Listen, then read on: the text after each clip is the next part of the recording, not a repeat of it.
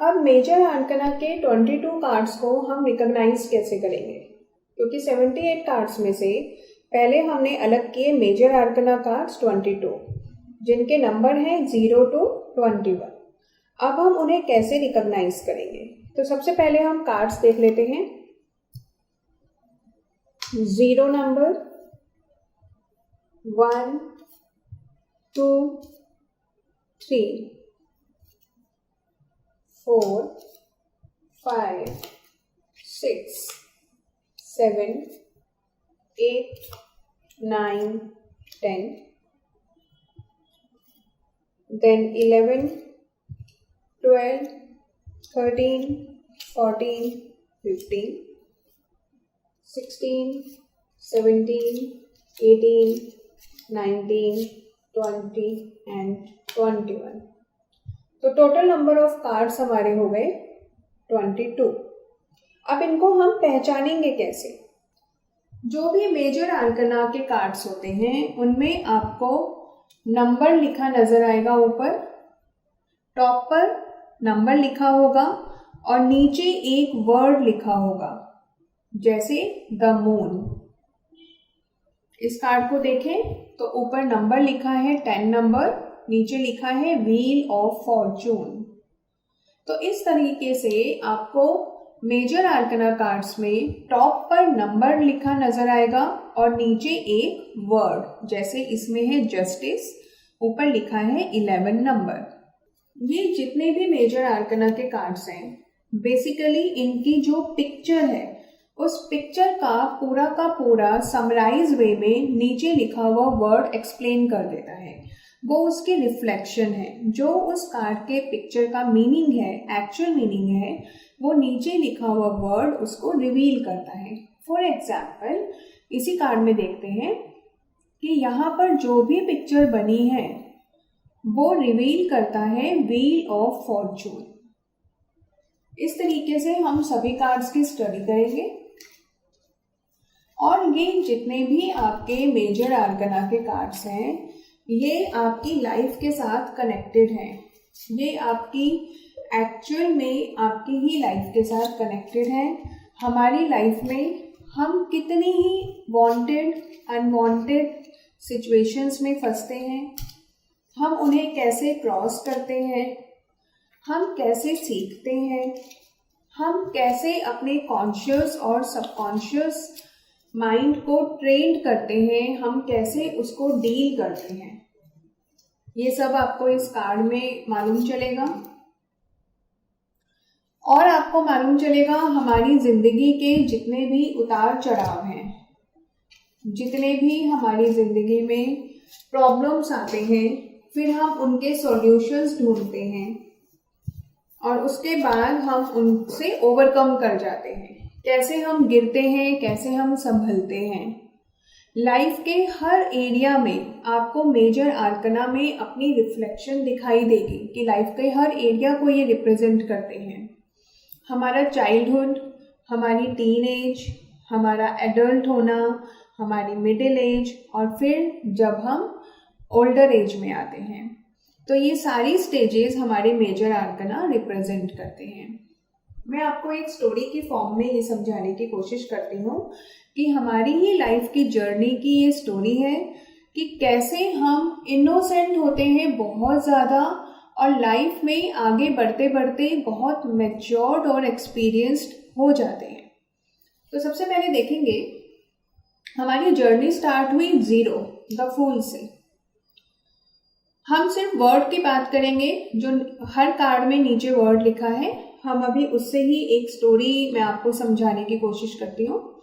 The fool indicate करता है कि हम कितने इनोसेंट होते हैं, हम बचपन में कितने मासूम होते हैं, हमें जो बोल दिया जाता है हम उसी को सच मानते हैं, चाहे वो झूठ है या सच है, वो हमारे लिए सच ही होता है।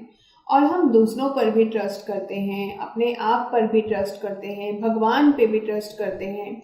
हमें लगता है कि सब कुछ अच्छा ही अच्छा है, हमें किसी में कोई बुराई नजर नहीं आती, तो हम एक छोटे से मासूम बच्चे की तरह इनोसेंट होते हैं। The fool here represents innocence. फिर आता है number 1 the magician. The magician हमें इंडिकेट करता है कि हम जादूगर, हमें ऐसा लगता है कि हमारी जिंदगी में जादू है, क्योंकि हमारे पेरेंट्स, हमारे फैमिली मेंबर्स, हमारे नियर एंड डियर्स हमारे लिए जादूगर ही तो होते हैं, जो पल भर में हमारी हर इच्छा को पूरी कर देते हैं। तो हमें उस जादू, उस मिरेकल पर बिलीव होने लग जाता है। नेक्स्ट आता है the high priestess, number 2 card. High priestess, धीरे धीरे हमें ज्ञान होने लगता है, हमें थोड़ा बहुत सच झूठ का पता चलने लगता है, थोड़ी थोड़ी चीजें हम छुपाने भी लगते हैं। जैसे बहुत छोटा बच्चा होगा तो बहुत इनोसेंटली बिहेव करेगा, जैसे जैसे वो थोड़ा बड़ा होगा वो अपने आप को सेव करने के लिए भी थोड़ा सा सच झूठ हम बोलने लग जाते हैं, थोड़ा सा छुपाव रखना शुरू कर देते हैं। द हाई प्रीस्टेस का मीनिंग होता है न्याय की देवी। तो यहाँ पर हमारी जर्नी में पहले हम इनोसेंट चाइल्ड थे, फिर हमने थोड़ा सा और जादूगर की तरह हमें लाइफ लगने लगी, फिर हमें ये महसूस हुआ कि हमारी लाइफ में सब कुछ अनदेखा और अनजाना है, और वो हम जो भी चाहेंगे हमें मिल जाएगा, चाहे हमें उसके लिए थोड़ा सा मैनिपुलेशंस क्यों ना करना पड़े। नेक्स्ट कार्ड आता है द एम्प्रेस। एम्प्रेस है महारानी। तो माँ की छाव में हम पल्ले बड़े होते हैं। The emperor, number 4 card. पिता हमें हमेशा ही थोड़ा डोमिनेशन में भी रखते हैं और बहुत सारे प्यार में भी रखते हैं, क्योंकि उन्हें हमें समाज में जीना रहना सिखाना होता है। थोड़े थोड़े स्ट्रिक्ट भी होते हैं। द एम्परर यहाँ पर महाराजा को इंडिकेट करता है और हमारी लाइफ में हमारे पिता को। Number 5 the hierophant. The hierophant यहाँ पर है उपदेशक। उपदेशक का मतलब है कोई ऐसी संस्था या कोई ऐसा इंसान हमारी लाइफ में जो हमें उपदेश दे, मीन्स हम वहाँ पर एक डिसिप्लिन वे में काफ़ी कुछ सीखें। तो यहाँ से हमारी स्कूलिंग शुरू होती है। नेक्स्ट आता है द लवर्स। जब हम स्कूलिंग में होते हैं, हम स्कूल जाते हैं, हमारी लाइफ में बहुत सारे चेंजेस आते हैं और हम ग्रो करना शुरू होते हैं, हम टीन एज में एंटर कर जाते हैं, और द लवर्स इंडिकेट करता है उसी टीन एज को जहां हम लस्ट और लव के बीच में कंफ्यूज रहते हैं कि क्या यही प्यार होता है। The chariot. नेक्स्ट, हमें समझ में आने लगता है कि क्या सही है और क्या गलत है। द चैरियट इंडिकेट करता है आपकी लाइफ की उस जर्नी को जहां आप सही और गलत में डिफरेंशिएट करना सीख जाते हैं। उसके बाद आता है स्ट्रेंथ। हर किसी की लाइफ में बहुत सारी ऐसी चीज़ें हैं जो वो कंट्रोल नहीं कर पाता, उन चीज़ों के लिए वो अपने सेंसेस पर कंट्रोल नहीं कर पाता। तो स्ट्रेंथ यहाँ पर यही इंडिकेट कर रहा है कि आपकी लाइफ में ऐसी भी सिचुएशंस होती थी या होती हैं जिनके ऊपर आप काबू नहीं कर पाते, जैसे आपका गुस्सा या आपका इमोशनल एक्सप्रेशन। नेक्स्ट कार्ड है द हर्मिट। लेकिन समय हमें इंट्रोस्पेक्शन सिखा देता है। हर्मिट है सन्यासी। हर किसी के जीवन में एक समय ऐसा जरूर आता है जब वो अपने अंदर झांक कर देखता है, मैं कहाँ सही हूँ, मैं क्या करना चाहता हूँ, क्या मैं वो कर रहा हूँ जिसके लिए मैं इस दुनिया में आया हूँ। ये इंट्रोस्पेक्शन की स्थिति हर किसी की लाइफ में आती है। नेक्स्ट आता है 10 व्हील ऑफ फॉर्चून। और जब हम इंट्रोस्पेक्शन कर लेते हैं उसके बाद बहुत सारी चीज़ें हम भगवान के हाथों में छोड़ देते हैं। हमें ऐसा महसूस होने लगता है कि एग्जैक्टली हमारे कंट्रोल फैक्टर में कुछ नहीं है।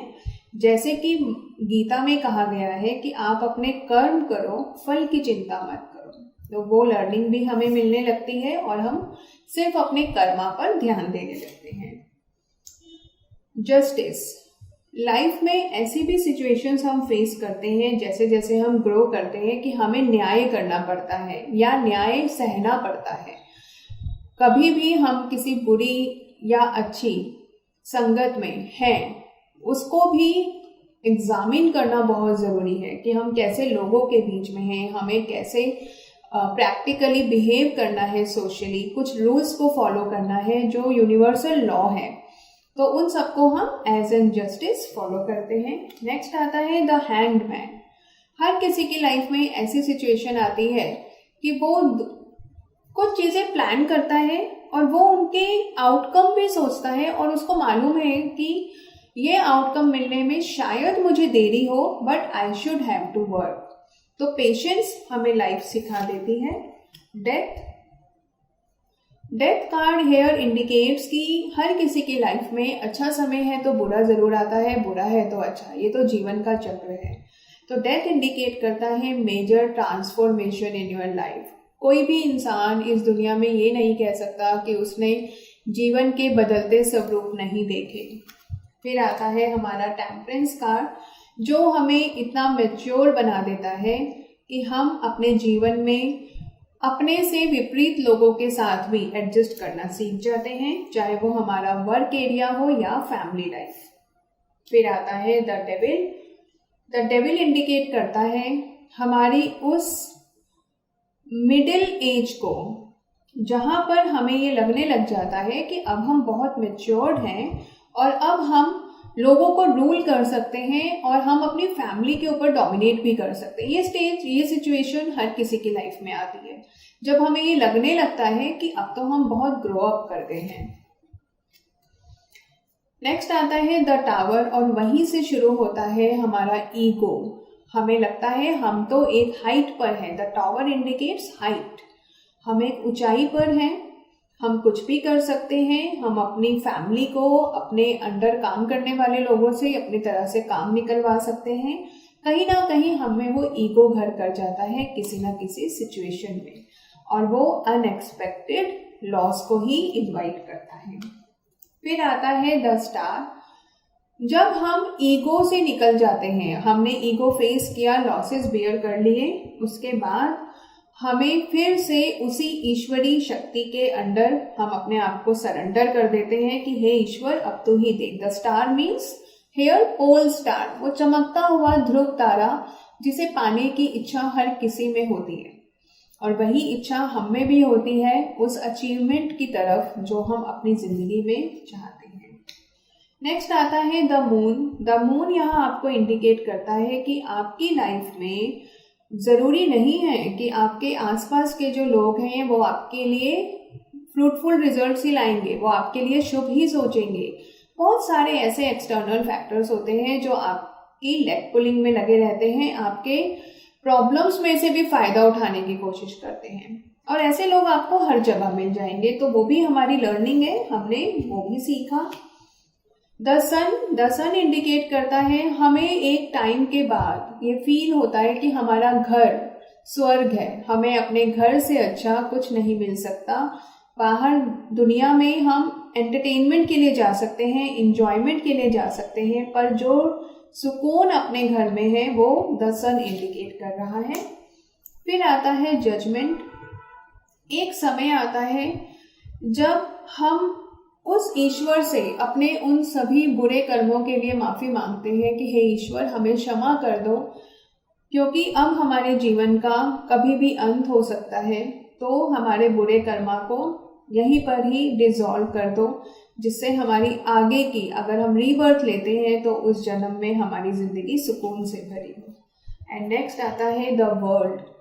हम बहुत मैच्योर्ड हो जाते हैं, एक्सपीरियंस्ड हो जाते हैं और द वर्ल्ड मीन्स हमें ऐसा लगता है कि हमने पूरे ब्रह्मांड को जान लिया है, समझ लिया है और ये भी समझ आने लग जाता है कि अभी भी बहुत कुछ जानना बाकी है, क्योंकि मैच्योरिटी उसी में है कि आपको बहुत कुछ पता है बट स्टिल आप ये माने कि आपकी लर्निंग कभी भी ख़त्म नहीं होती है।